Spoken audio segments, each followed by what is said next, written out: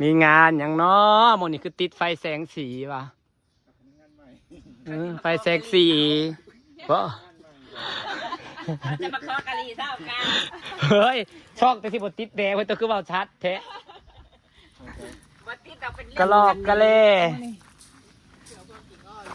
แล้วก็จริงเขาอาชีพกามาลาเว้าเล่นหลายแมนสิ จังว่าอายุ เท่าใดนี่มึงซื้อเท่าใดล้านสี่แพงเล สี่ ย แค่เบิ่งขนาดกระไดข้าเนี่ยเป็นล้านกูที่บ่ได้ขึ้นนะใบ มีซื้อมาไว้ใส่เห็ดยังบ่ได้เห็ดยังลุกดอก ไอ้นี่ เอามาไว้ สิได้กันย้อนเงินไปโอ้ยกูอยากได้กันไก่นี่โอนเงินให้กูแน่ เดี๋ยวเงินกูบ่กูไปชาวบ้านมึงน่ะบ่ สรุปแล้ว สวยกระจอกก็เห็ดค่ะบ่อื่นแรงบ้านเฮาสิมีงาน มีไฟแสงสีจนได้สิรอบผู้บ่าวได้นี่รอบผู้บ่าวเข้าห้านเฮ้ยพร้อมรับงานแล้วตัวน่ะ จ้า ฮะตัวพร้อมรับงานแล้วบ่ เสิร์ฟจ้า บ่ เด็กเสิร์ฟบ่ จ้า เออ รอบผู้ชายครับ แม่เล่ากำลังแต่งไฟแสงสีอยู่ กำลังเตรียมงานมาแรงจะมาแล้วสิกินเป็ดตอนก็ไปกินแกงหน่อไม้แต่มึงว่าเพิ่นมีงานหยังดอกรวมหมู่คู่มันซุ่มแซวกันเลยติดไฟแสงสีมีงามๆงามๆเบ้ย เอามาละ หรือว่าบ่าววงมักเลยถือโอกาส พยายามดำหน้าผัดบ่มาใกล้มาดำหน้าได้แล้วกู ถือโอกาสใส่บ่าววงนะว้ายถือโอกาสใส่บ่าววงไปเลย โอ้ยฉลองกันนานแล้วเด้ บอกขาดแค่ได้ขนาดหน้าแล้วเลย สูมาโลดตียังมีเวียกกูอยากใส่สุเด้ตี เจ้าพ่อคนเบียร์ไปแล้ว แต่งห้านไฟแสงสีมาแล้วสิมีงานนะคล้องใส่ลวดอันเด้ ของใส่เขียวนี่ดี คล้องใส่เขียวๆก็อยู่แล้วน้ำหนักบ่ได้หลายเนาะ มีถุงมือแรงงานนะเพื่อล่า บ่ เพราะว่าอยากถุงมือ คล้องแล้วผัดบ่จัดระเบียบมันได้เนาะนี่ตัวนี้จัดระเบียบได้เห็ดใหม่ได้ที่คล้องเคยจักเป็นบรวงพวงพ่ออยู่งานยังเกยแต่ว่ายังก็แน่เห็ดให้มันดีด้วยนะแต่เห็ดกลุ่มพุ่งผู้อะไรจัดเป็นระเบียบแน่มีแบบของมันอยู่ เดี๋ยวเราตักเปลือกลาย นี่เราแต่เปลือกหลายเห็นว่าแล้วก็ได้กับคนมันหล่อยังก็หล่อแล้ว อย่ามา กำลังใส่ จัดสายไปก่อนมีปลาก็ไปกินข้าวเนี่ยกว่า หลุดสิมิแต่ห้ายหมู่หลายว่าอะไรห้ายเป็นแต่แท้มีแต่ห้ายเป็นแต่แท้ แต่พ่อจังบ่กลัวจังบ่มี เนาะ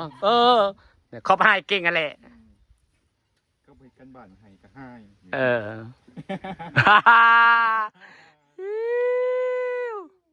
บ่ปลาพี่น้อง มันคือยังคือบ่ปากบ่เข้าใจ เอ้ามันถือความข่อยดิ มันถือความเจ้าเนาะจิแต่งแต่งไฟไปแสงสี แม่ก็มีงานฉลองน้ำหน้าเลย ซื้อไฟปิงปองจาก2 เซนแบบนี้มาใส่เนี่ยพอดีงามเลยปิงปองบริแพงได้เสร็จละ100,000-200,000นะ เดินกูเลยติดปากเลยชู เคย ว้าวเฮ้ยเฮ้ย เฮ้ยมันจะเป็นตะแพง เข้ามาว่ากูเฮ้ยกูคนลุกยากเฮ้ย คนลูกยาบนะคนลูกดีใจหรือเปล่ายังหรือว่าอ้าว บ้านห้าพัดเขาเอิ้นกันนอกจากพวกเมียเนาะเขาใส่คำว่าเฮ้ย เฮ้ยหมู่คู่ก็เฮ้ยแต่ว่าขบปันได แต่ยังน้อยนะบอกอันนี้เฮ้ยบอกปันได เราบอกว่าเฮ็ดแต่ผู้แถวเขาบอกกระโดดกระเดียบอกแถวบ้านเจ้านะ บ้าน เฮ็ดละงูกนะ เพิ่นก็ไปซื้อแต่เทื่อนะบ่ได้ไปหา แล้วอยากขึ้นคือเขาเห็นในคลิปเขาจะไปขึ้นภูแล้วมันได้หลายเท่าใด ม่วนเนาะ เฮ็ดภูมันบ่มีคนหานะอะไรคนสิพาขึ้นจะขึ้นเป็นหรือบ่พาลงที่แล้วตายแหละนั่นแหละจังหวะ บ่เคยไป ว่าอยากคันว่าไปว่าแล้วนั่นก็ยังว่าอยากไปเนาะเฮ้ยยามเฮ็ดออกแล้วไปขึ้นภู ชอบมันเลยอยู่งาม นั่นแหละ เป็นหมู่บ้านในอำเภอ พอเฮ็ดอยู่ภูแต่สิเห็นเขาอยู่ไทยก็เจ้าขี่รถไปหาอยู่ภูแล้วเนาะหมู่ก็มีแต่หมู่ใหญ่ๆพาไปหาเดี๋ยวก็สิไปบัดเฮ็ดออกรอบนี้ ยังเฮ็ดนั่นเฮ็ดยังเกาะเฮ็ดนาแหล เฮ็ดนั่นแหละนะมอง หลาย แซ่บได้เฮ็ดนั่นแหละนะมองหลายบ่ยังเฮ็ดนั่นแหละนะมองจะไปเฮ็ดนั่นบ่ละมองอยู่ภูเฮ็ดนั่นแหละนะมองก็ออกมาเป็นหมู่คักแท้ใดแซ่บเฮ็ดนั่นแหละนะมองนั่นพอดีแหละ เฮ็ดดี ไปหาขึ้นภูอยากหู้รสชาติของการขึ้นภูมันเป็นอะไรมันก็มีทางขึ้นแต่ว่าขี่รถไปจอดอยู่ภูเลยขี่รถไปจอดอยู่ภูเลยฮะโอ้ยเขาจะไปหาเห็ดละงูกับภูเนี่ยว่าคักเห็ดเพาะเห็ดละงู พ่อน่ะเดือด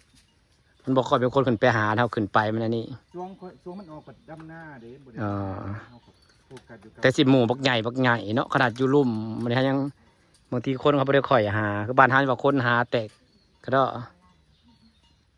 จากหูรสชาติเราไปหาเห็ดอยู่บนภูหนนะคือสิขักคือสิหมวน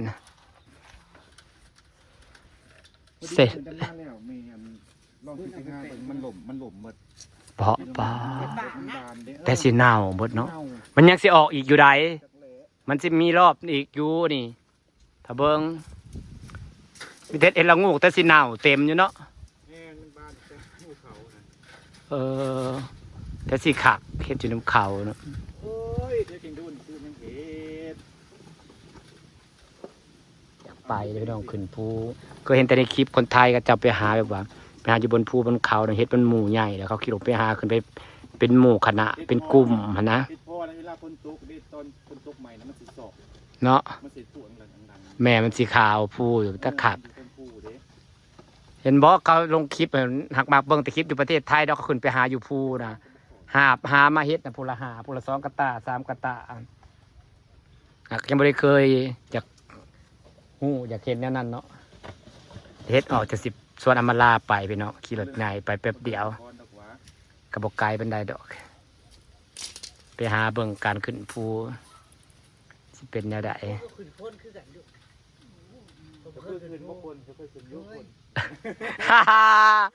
อิ๊วเฮ้ยขึ้นโคตรนะไม่แห้งขึ้นภูนะเมื่อยแล้วอะไรบัดนี้ ไปใส่นี่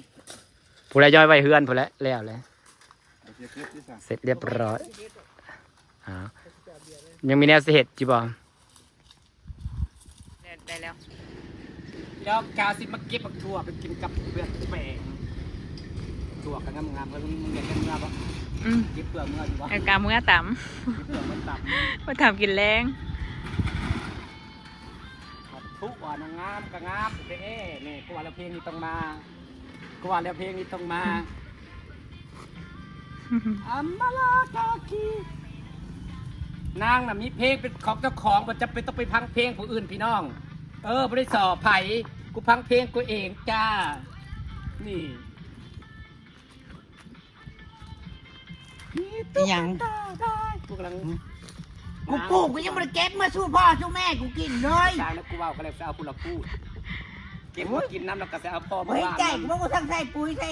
หมูกี่งัว บอกแล้วจะกินก่อนนะเฮ้ย บ่ได้ฉีดยาแล้วว่า เพื่อที่ไปตัด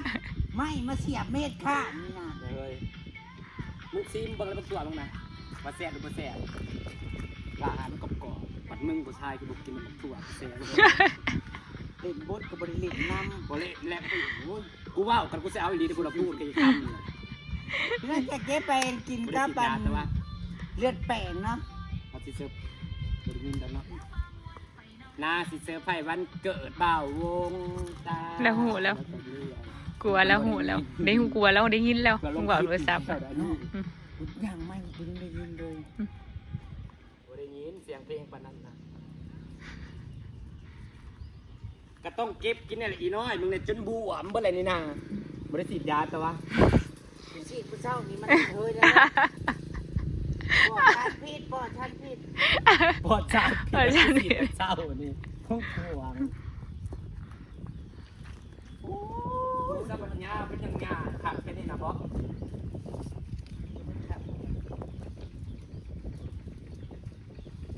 ผัดมันคือบทติดจากลำมึงเอาแส่ยังไงบอสลำมันตอนปวดมึงแส่ ติดแต่ฟังนะเนี่ย ฟังคือบทติด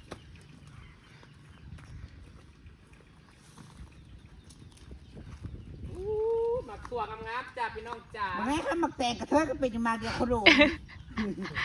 แทงกับผ้าเตะกันยังมักเทกันยังกับผ้า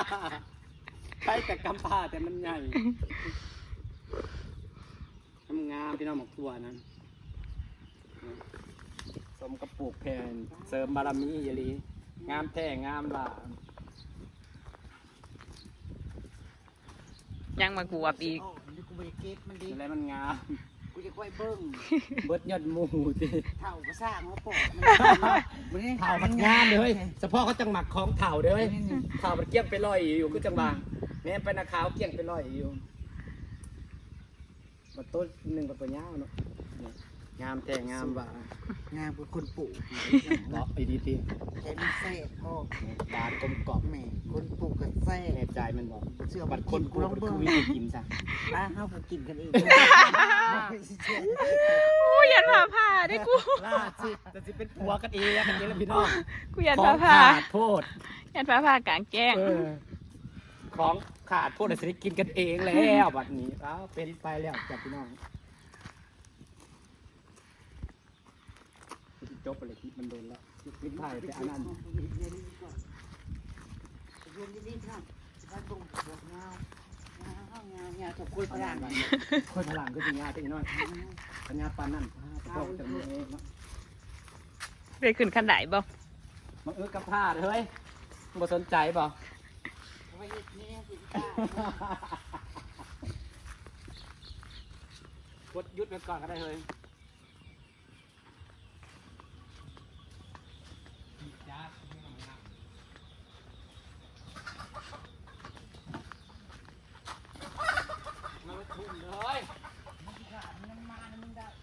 มาได้อยู่ปะน้อย ได้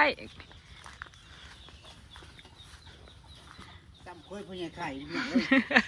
คุยพญาไข่กันมันก็ เฮ้ยมึงในมักบวบนะ อันนี้จะคืองูเหลือ สูงสัมเฮา เดี๋ พี่ ยว ใหญ่ จะคืองูเหลือมนั่นเองนะ เออ ด้วยอยู่ มันโค้งเอาเนี้ยไว้ในลายเด้อมึงเลยในนั้นวันเนี่ยยืนใส่หนวดนี่นะ เนี่ยแบบ เพียงบ้าเนาะ ว้าสัมความสูงกู กูปลูกในซุ่มกูนะมันก็ช่วยตรงนั้น งวดมันก็สีเอาไว้ใส่งวดหนา งวดตัวนี้ตาจะเอาตัวนี้ใส่แล้วมันกระตายมันกระเบิดใส่งวดหนาคนสิไม่ได้ย่างรอดไปน้อย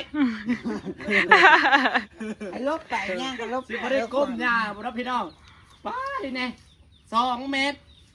ถ้ามันคอยยืนมันดิคันมันจะไปใส่ซุ่มมันสิย่างเขาได้ใช่บ่ถ้ามาปลูกคันเรือมันจะได้ขอบมันเลยย่างลบเอา